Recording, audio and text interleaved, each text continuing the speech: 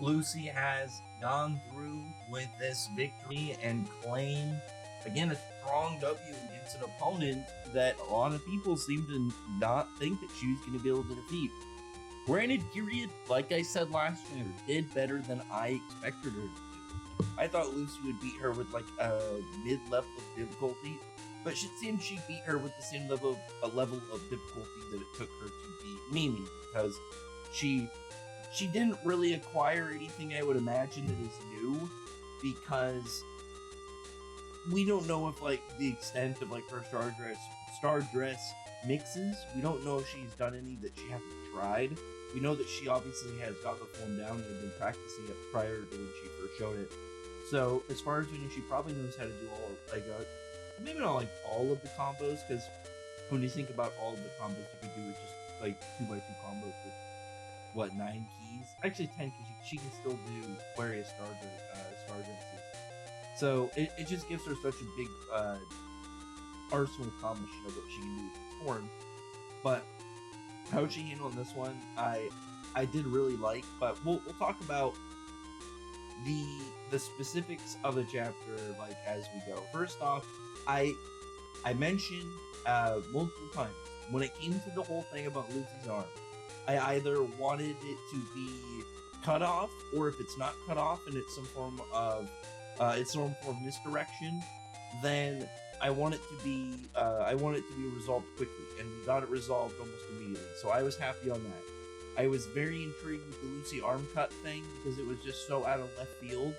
I wasn't against the idea, but I didn't think it was. Oh yeah, for sure.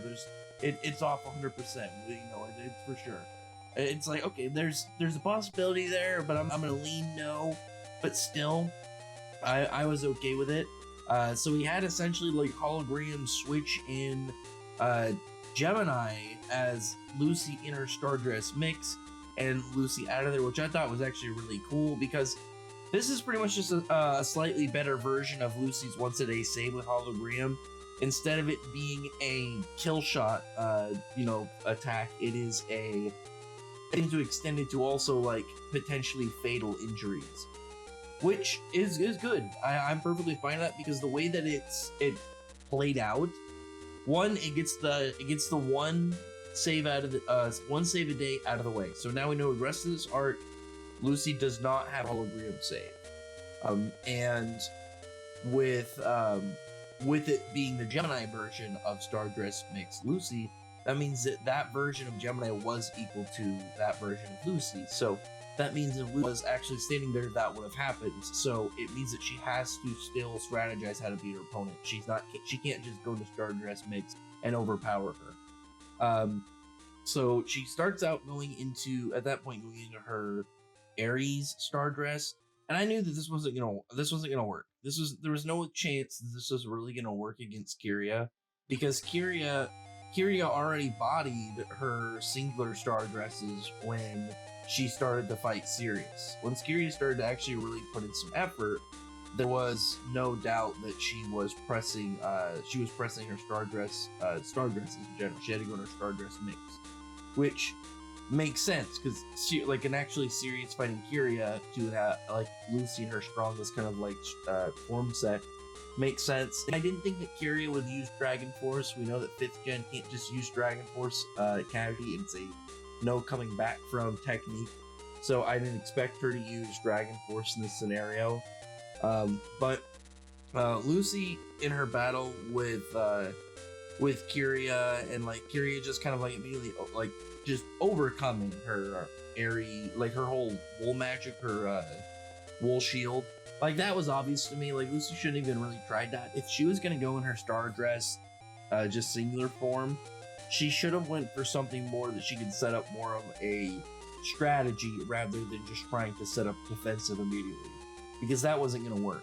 I think what she should have done is gone with Virgo, and then just tried to play like essentially like a game of whack-a-mole. I guess more like slash-a-mole, but just kind of like played defensively for a moment to form a plan. And I don't blame Lucy. It's not like Lucy is like super experienced in like essentially being a combat mage, because the rest of the cast has been doing that for a long time. Lucy's only really been getting used to it recently, and she's getting better at it. But she just kind of, I do think she just needs to work on her stuff, on her kind of like momentary strategies, because I would agree with Aries in a lot of scenarios, but Kyria just cutting through it. I'm like, yeah, that's not the kind that would work here. Whereas like here, she should go into, again, Virgo would just keep distance. You just dive right in the ground. She can cut the ground, but either keep digging, change direction, keep moving. There's more you can do, because it would give you like almost an immediate head start on your opponent at trying to get away. So, she's just getting slashed up, taking attacks from Kyria, getting cut, and Kyria. I think Kyria has been, again, performing better than a lot of people expected, again, myself included. But Lucy, I still fully believe was going to pull through here. I had no doubt that Lucy was going to win in this battle, because if Lucy got this build up and still lost, I think that would just be so sad at that point. But by feats and just what we've seen, I knew she was at level to contend. Like, she would logically be able to mess with Kirya, because what we saw in her fight with Mimi. So it's like, we know that she is somebody that can fight Kirya. The question is, can she formulate a strategy? Because the way that Lucy got right now, Lucy fighting somebody at her level, it's gonna really depend more on Lucy's strategy. Because when you look at somebody's magic, you have to look at the context of how like their magic functions. You can't just look at a character and say, oh, they're at this tier, this is how their stats. You have to look at like their Spriggan level. Like, Spriggan level characters is like a term I use a lot.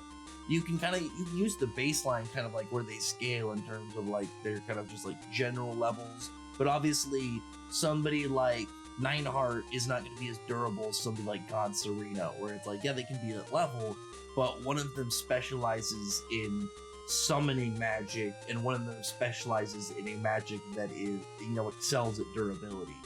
It's just going to be, you have to take into account the different areas they go. And with Lucy and Kirya is a Dragon Slayer. She excels in physical attack, head-to-head, close combat. And on top of that, she's a Blade Dragon Slayer, so slashing attacks, very dangerous, aggressive fighter in how she is. Lucy, the value of Lucy's magic and Celestial Spirit magic is its large variety in where the magic reaches. Because when you look at it, once Lucy got Star Dresses, she essentially gained the ability to pretty much use any of their magic, any of her spirit's magic. So Lucy can just use the full arsenal of all their abilities, and now she can combine them into new combos. She just has this giant, huge array of her capabilities and what she can do. And that's Lucy's danger. So when you look at a fight where Lucy versus Kirya is winning. Like, Kirya's edge is that she is obviously, like, her fighting style and dangerous she is. In just the general way that her magic and attacks are dispensed. Whereas with Lucy's like idea of winning is going to depend entirely on like how she strategizes, how she sets her abilities up, combos them together, and sets up a win. Because that's both of what she did in her fight with Mimi and Kirya. She was against opponents that were obviously very hard for her, but were people that were within the range for her to defeat. She had to just figure out that winning combo of, okay, these are all of my abilities. These are my spirits. These are all the abilities I can do. How can I work them together into a winning combination? Like, Lucy essentially is like playing a game with her opponent. And just think of it like if you were doing like a turn-based game, and Lucy, like, think of it like this: you're playing a game of like something like Yu-Gi-Oh or something. And like, don't even think about like the context of what the cards are, but think about it's like Kirya, because like Dragon Slayer and whatnot, you have the things that she excels at and what she brings to the table. Say she has like 4 cards. Lucy essentially has her entire deck. ready at like disposal, because she can use any of her abilities in her whole arsenal, which is huge, all at once, and now she can combine them into new strategies. She just has really to think of how can I work around my opponent, how can I figure out how to set things up in order to get the win in.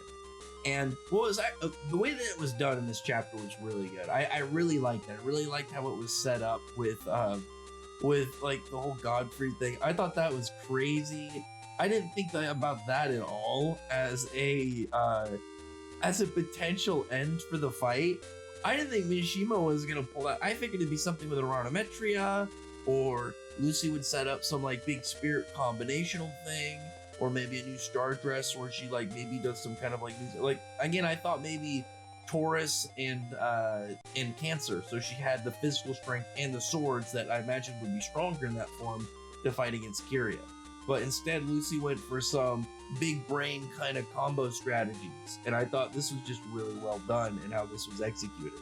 So essentially, like once Lucy like gets back, is getting slashed up from Kirya and getting pushed, Kyria is just kind of like obviously still on the offensive, and Lexus goes in and shields Lucy from an attack. And I thought it was funny because there's already some people that were like, well, one guy in specific who won't be named, he was like saying that like Lexus like carried the fight because of that one thing.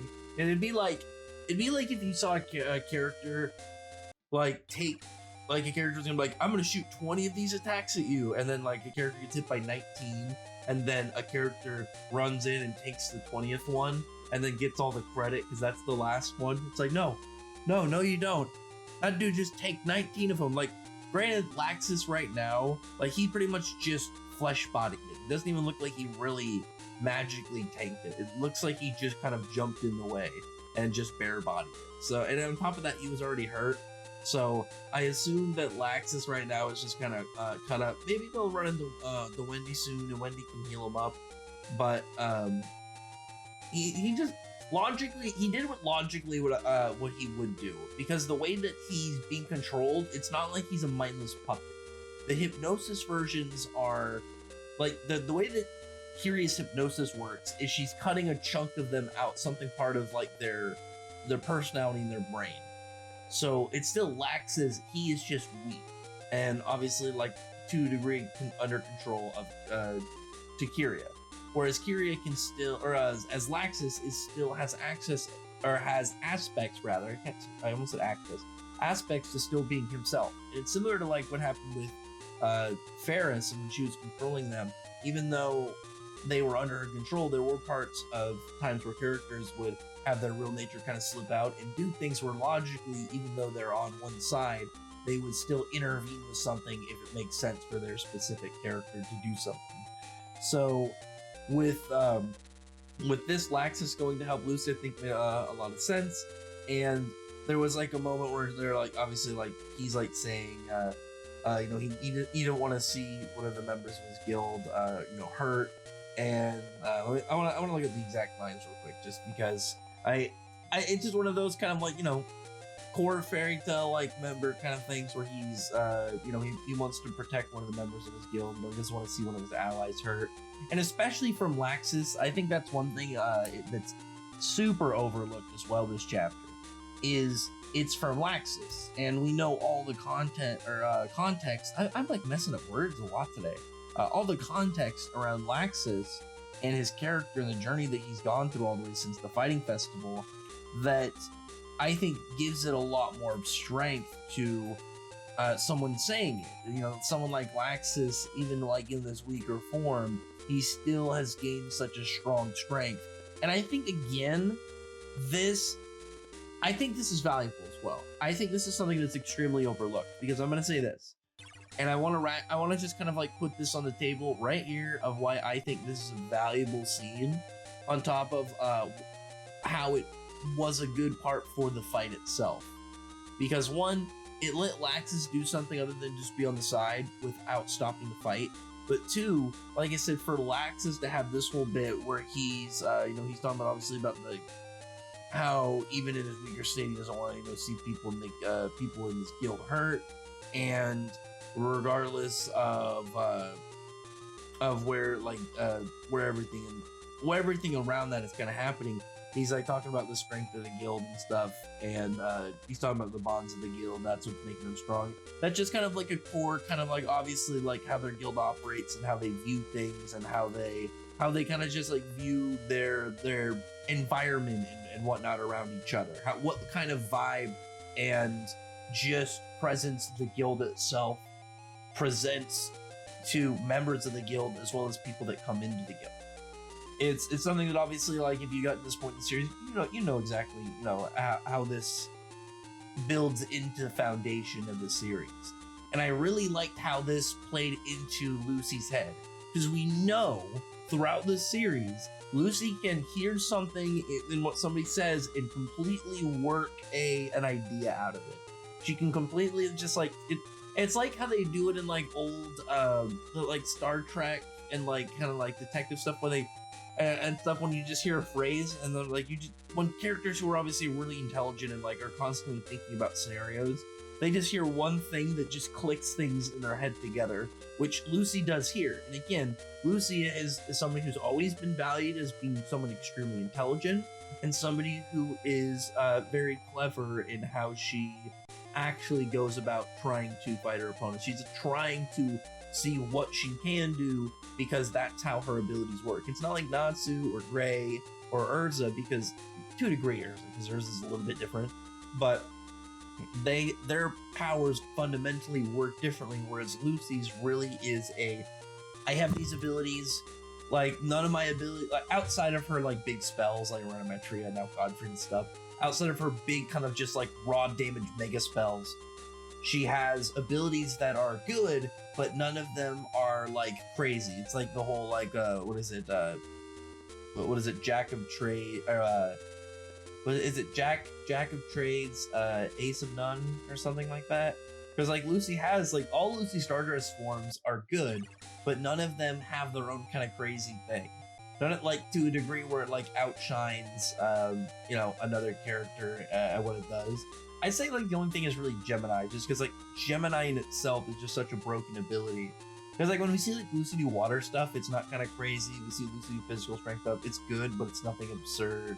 Her swordsmanship, like she's skilled, but it's nothing that like it's nothing that's like crazy when you compare it to other people in that that we have in this like relevant that have those capabilities. That are currently relevant that have the capabilities. Like currently, at least within like the idea of like who's still like a contender. Obviously now it's like Spriggan level characters, pretty much. But I did really like how Lucy was able to kind of like have a good moment, because it both, again, it put an idea in her head of what to do, but it also reaffirmed her, obviously her stance in the guild, and she obviously is able to, steal her soul and re-get herself up, because she was starting to fall back a little bit. She wasn't like, I've lost, there's nothing I can do, like all hope done. It was kind of that like, crap, I don't know what I can really do. I gotta figure something out. What can I do? I'm running out of time, kind of thing. Am I gonna make it? It was one of those kind of things where she's starting to just kind of like doubt her situation because it's looked a little grim. But she has a moment when Kirya's talking to her, and Kirya, I think Kirya misunderstands Lucy like a lot. Like obviously they don't, it's not like she knows her, but when she's talking to her, she's like saying she's a little princess all on her own. And it's like Lucy when she started, like she was, obviously way closer to that, but like she's gone through a lot and she's done a lot. She's has experienced so much that you really can't compare to like that girl at the very start of the series. And not just because obviously like a lot of events have happened, but really when you compare Lucy from chapter 1 to Lucy now, it's a very, very more developed and more grown character. But while her and Kyria are like having their conversation, and Lucy had a really cool moment too. I really liked her moment where she's like saying how the memories of her friends are dyed into her body, because that's one of those kind of things where it's like, one of these days my congestion is gonna get fully cleared up. But she's having one of those things. Obviously, it's like a thinking about your comrades kind of moment, and I saw some people like upset about it, but it's like it's not really overdone. It's not even like crazy. It's like kind of like, Laxus, goes and has his part like defending her. He has a kind of a speech, obviously talking about the guild that we know. We know that like how the guild's people talk to like how they feel about each other in a general sense. Because that's one of the things that is just, I mean, that's just true for them. That like to them, like the members of the guild are like their family, and like you can get upset when they talk about it, but it's like, yeah, it's true though. In context, the character's gonna bring that up because to them they do really care about each other, and that just makes sense at that point. And I mean, I don't know why you would really why you would really have a problem with that for like especially Laxus of all people to have a response like that after everything he's everywhere he's progressed. Oh, and also the thing I was going off on that I really meant that I somehow mentioned is it also does more in Laxus having this moment in both a sacrificial moment, not like he's dead, but obviously like taking an attack, even in a state where he can't really do anything, is shows for his character again a good character trait for Guildmaster. Important stuff for Laxus development, because considering we've got a Laxus growth stuff going on right now.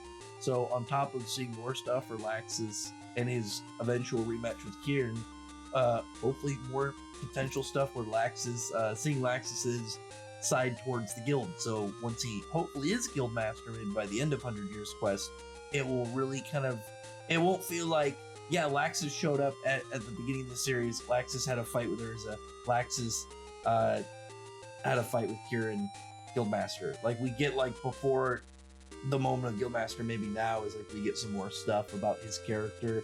Just to kind of like, it would make more sense to do it now instead of earlier in 100 Years Quest, because it gives more of emotional connection when it happens, and it gives more of a hype payoff because it's closer to connect where the momentum feels better.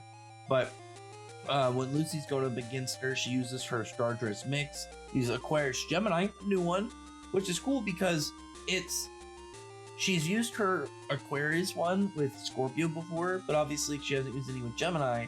And this isn't a full brand new 2. She's obviously using a Aquarius again, but with Gemini. So we're gonna just see in a different formation, in a different kind of format with another key, which is again also cool because it shows that with different keys, it's not like they're gonna be the same thing. Like Aquarius and Scorpio do not have the same, like Aquarius in that combination does not have the same effect Aquarius has in the combination with Gemini. Because with Gemini, it seems way crazier with what it does. It seems like, I wonder when you look at it, like which ability is the one that gets more buffed? Like, is it like a full fusion? Like, I think that makes sense, but it's like which one is elevated more? Or is it, I guess, just really just, it's the same ability now. It just has all these kind of abilities as branches to it. Like, is it Gemini water or something? I don't know. I guess copy water. But Virgo says she can only hold it for 16 seconds. Interesting, because we usually don't get statements about like times and forms within the series. That usually doesn't happen. It was interesting that we got that. My guess is the reason that Lucy was given a time limit in this case was just to give us a time on like how long it took for her to do this enchant. A little less because obviously it would go off after 16 seconds and she's still in the form. So it has to happen within 16 seconds, probably maybe like 13 or 12 or something. But she ends up spreading all this water out and starts chanting, sends in these water clones, which are really cool. I like these a lot. Like obviously they're just water clones. It's not like they're that dangerous. I just thought it's really neat because this is like Lucy having water manipulation is something that's not really looked at too much. So like seeing like a more advanced technique for water manipulators is really cool. And then we see her make more kind of like actual copy looking like characters as she's like doing more of her enchant. And I think this made more sense because with other stuff, Kirya can cut it, but it's like you cut water, so what? You cut water, so what? It falls apart, it goes back, it's formless. You cut water, it just goes back into being water. There's nothing lost from it. It's just gonna keep going. You have to either you have to get rid of it pretty much. Slashing it does nothing. And this is what I mean when Lucy think more on what ability is the best approach instead of what can I just kind of do in this scenario and what's available to me. What it should be. What is the best thing I can do to counter? Lucy should always be thinking in her head about countering, because that could be Lucy's ultimate danger as a character. If she keeps that in mind, she's always going to go up against her opponent with a big trick ready to go about, like what exactly she can do for a win. But Kirya's like chopping them up, and she ends up making water clones of Urza, like Gray, pretty much everybody else in the main cast, like Urza, Grey Natsu, Wendy, and Happy. And when Kirya first sees Urza, she gets a little shaken up by it. I understand that. I wonder if she really like would understand the gap really if it was Natsu there. Really, I like how easily Natsu could steamroll her with little to no effort whatsoever. But that's pretty much just a distraction. Once she goes through those, she sees Lucy come up, who's made a copy of Hisui and Yukino. And I'm guessing when it comes to Lucy's water clones in this new Stardust mix combination, that the water ones she made of the main cast members were just visual replicas, because if she made equal scale of even base Natsu, then he would just one-shot Kirya. Or Urza and Gray, they would have no problem. And like, imagine everything Wendy could do. But I think with Yukino and Hisui, she can logically make two copies at their level. I think it would make sense in an advanced form with like the way that this works, because she's able to make water clones instead, and able to obviously to make a lot of them with this much water to work with. Maybe this version, and also the shortened time limit, that the balance would be that Lucy, like say it's like Lucy can do multiple copies, but the collective amount has to be equal to Lucy. Like say she's able to copy two characters, each that are half as strong as she is, so obviously together equals how strong as she is. Or what if she just copied like 10 fodder characters to have 10 other kind of things to use, like 10 pretty much different characters at the same time, even if they're not that strong, but she can use their abilities. And it's just Lucy further branching out brokenness of like where her copy abilities and her celestial spirits, now they can combine together, can really branch intensely out. I'm fine if it's just this, if she's able to maybe just do it like this degree because it's celestial spirit magic. But this was really cool because there's stuff for the additional material for it to be canon, like obviously, you know, the movies and the anime arcs and whatnot. And the second anime arc was the one that was the kind of like loosest, as like trying to figure out if it was canon or not. There was like evidence to say it was, and it was kind of like on that fence, but it was kind of like more leaning towards it was. But this pretty much just fully confirmed it. Kind of like when we saw the fourth generation Dragon Slayers, like at the start when Kyria was explaining, it's like, well, then that has to be canon, because if the Dragon Cry wasn't canon, this wouldn't make sense. So now Gottfried, the spell from the Eclipse Spirit arc, which makes sense because Mishima planned it to fit into the story. He had that time gap between the Grand Magic Games and Tartaros, and then he fit this into the story logically, so it makes sense. And he even had said that the additional stuff they put into the anime version of the Tartaros arc was closer to what he wanted to happen. So you can look at the anime version of the Tartaros arc as canon as well, which included stuff about the Eclipse Spirits when Margear talked to the Celestial Spirit King. So with all these things combined, and you look at like that, like obviously also like, again, really cool to canonize that, but it gives Lucy this new spell. And so far, when it comes to like singular spells that are not in the kind of like straightforward branch, they're kind of like ones that are in a branch, but you kind of you have to acquire like additionally outside of the normal progression of your power, like Aranometria. Like it's like this mega hyper attack, because I went back to go look at the scene just to be safe, just to see if like, okay, well, is there anything that Godfrey does that I don't remember? And it's essentially like this, like as we see when Lucy is setting it up with the Hisui and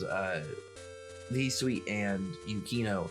It's really weird because I get one and then the other one I'm trying, like I will kind of fumble for a second and then pick it up. But in the anime, when they first use it, they're all holding hands, but at this point they're kind of further distance. And I think that makes sense because the further distance would mean the wider range of the attack. So as long as you're able to eventually get wider range, the attack is better because then you get more range to attack your opponent, and I would imagine more power then as well on top of that. But it's pretty much like everything inside of their formation, they just form this rising hyper beam essentially. It's just this gigantic energy beam that shoots out from the center point of where they're at. And so Kyria just took the full force of that attack, like the extreme full force of everything in that all at once, and ends up getting bodied. And I thought this was a really hype fight. This is definitely one of my favorites. This is my favorite for Lucy, I would say, because I think like the difference between the Mimi and Kyria fight, like for the when you get it down to its kind of like structure where it is, this is more big for like how events are moving right now. Obviously, like Lucy getting a big win, being the first big win for the guild in this whole thing, because I don't count Haku, because obviously Haku only lost because he wasn't trying to really hurt Wendy. He was trying to pretty much get her to surrender, to go on a date with her, whereas like Kyria was actually trying to kill Lucy. So with this, and one thing also I do want to mention, the thing I do like about the Gemini switch out thing is it's infinitely better than Kyria hypnotizing Lucy into thinking she got her arm cut off or something. I really didn't like that idea. Like that was the worst one to me, because it's like it wouldn't even make sense. Because after like when she said that she was like she didn't want to do it to her, she just wanted to kill her and chop her up, because it was like, or that would just lead to like a Lucy humiliation scene that like she would probably break out of and have a cool part. But I just didn't want to have that when it wasn't necessary whatsoever, and it didn't line up with what was said. So I was happy about that. Additionally, because again, I didn't mind the Gemini switch out because it makes sense to Lucy's powers and whatnot and hologram, but also it was resolved how I wanted it to be resolved, very immediately in the chapter. But it was way better than also like something that could have happened that logically I think was possible, but one that I definitely didn't want. But Lucy pretty much takes her out. And here's the thing, like I remember people talking about like Lucy's fight, she always ends up like naked. It's like she's at the end of the chapter and she's got her clothes on. Kyria is the one that's naked. She gets like her Lexus coat completely blown off. I assume not destroyed, but completely blown off. And Lucy still has her Star Dress mix on, so she'll probably go back into her base form. Maybe Virgo, because Virgo's there, can bring her an outfit. That would make sense of why Virgo's there. Because like say Lucy at this point can just kind of like switch out of her Star Dress mix, be naked. Virgo could give her clothes. And all Lexus has to do is not look and make sure Kyria doesn't get up. I doubt Kyria is getting up. One thing to note that I brought up on Twitter is Kyria looks in way worse shape than when she got hit by Lexus's Roaring Thunder. So, and that makes sense because Gottfried is a lost magic spell. So this is a high-end magic. I don't know if, like, we have no idea where it ranks compared to Aranometria, as far as we know, rather. Unless there's something stated in the anime, I don't remember about Gottfried. I'll probably have to rewatch that arc now that this is, like, more relevant to current events with Lucy, because I imagine maybe there's something else Lucy will come up with. Like, if Lucy can keep doing this, keep, like, advancing in broken ways to, like, come up with, like, new ways of kind of like using her magic based off of like strategies and stuff. She can come up with like ideas in the past, because she can also just come up with stuff based off of like stuff she's seen other characters do if she needs to. Like, she's got just so much to work with. But everything right here, it just looks good for her character. It looks good as like a big W for her. And again, even though Kirya is the weakest, this is a summoner beating a dragon slayer. Like, this is a big deal when you really look at it. And it's not like it's a summoner who's way more powerful. These two were about level with each other. They were definitely level with each other. Once we saw the Overlord slash, that attack like it cut off the Gemini version of Stardress makes Lucy's arm, which means that would have cut off the real Lucy's arm in that form. So it showed that they were like, she was still at a dangerous threat level for Lucy, and Lucy was still like able to beat her and still like a contender for the fight. And it again showed also with Kyria that like it came down to the difference between Kyria and Mimi. Lucy had to set up the win condition from the start because Mimi, like, distracting Mimi is something that she can do way more casually. Like, you know, obviously summoning Gemini and then having Gemini stand in the back and then continue fighting. Whereas like Kyria is obviously so much more aggressive and so much more vicious that it's going to be harder to set something up, but it's going to be easier to get her into that trap when you set stuff up because she's reckless. And yeah, I thought this was a pretty solid chapter. I really liked it. I really loved Lucy's new star dress. I really loved that Lexus was able to do something without it taking away from Lucy's win. I really didn't want that. I wanted Lucy to get her own win in this. Again, there's no value in Lexus beating Kirya here because it's like we already knew Lexus can one-shot her, no problem, without even using any of his red lightning. So it's like there would have been no point. Whereas like Lucy in this fight, though I believe Lucy was gonna was gonna win this before we even really got to the fight, there were people who thought Kyria would win. And again, and I have to admit this, and I'll admit this again, because we're about to close out of this. I assume that next chapter we're gonna get to the Misaki fight, because that's the only active battle going on right now. Kieran is off wandering. Other characters either haven't gotten back up or aren't in their fights yet. Obviously, Celine and Iggy haven't faced off yet. So one of my final things I'm going to say is going to fight. Because obviously I went into this match rooting for Lucy, but I will forever admit for the people that were rooting for Kirya that Kirya did better than I thought she was going to do. She performed better. Whereas like I thought Lucy was going to win with a medium level of difficulty, she ended up winning with an extreme level of difficulty. And it's clear that Lucy and Kirya were equal to each other. And again, even though that Kyria is the weakest member of Diablos, I think this is a big thing for Lucy because it's a big upgrade. On top of that, it's one against a character whose fighting style directly counters how Lucy's type of character works. Like in a game of rock, paper, scissors, it's not an exact, it's kind of like Pokemon and like kind of counter elements, counter attributes and stuff. It's like it gives you an edge. But like if one character is just way more high level and way more generally powerful, then that kind of like elemental advantage or power advantage is not really going to matter too much. So yeah, I liked the fight. I really enjoyed it. I really liked that Lucy was able to take that moment again, come up with a strategy using water copies to distract her, and then set up something that again she remembers, something that happened from her adventure, something that happened throughout her story, and was able to remember like, oh yeah, this is something that happened. I used this spell. She's obviously Lucy has somebody that's shown to be extremely intelligent. She was able to remember Uranometri's enchant after the first time she used it, and it's not like it's that crazy because it's like, for me, yeah, if I was gonna just read out the incantation for the first time in my life, I probably would remember some of it but forget. But again, Lucy is really smart, and Lucy remembers stuff after reading it like one time.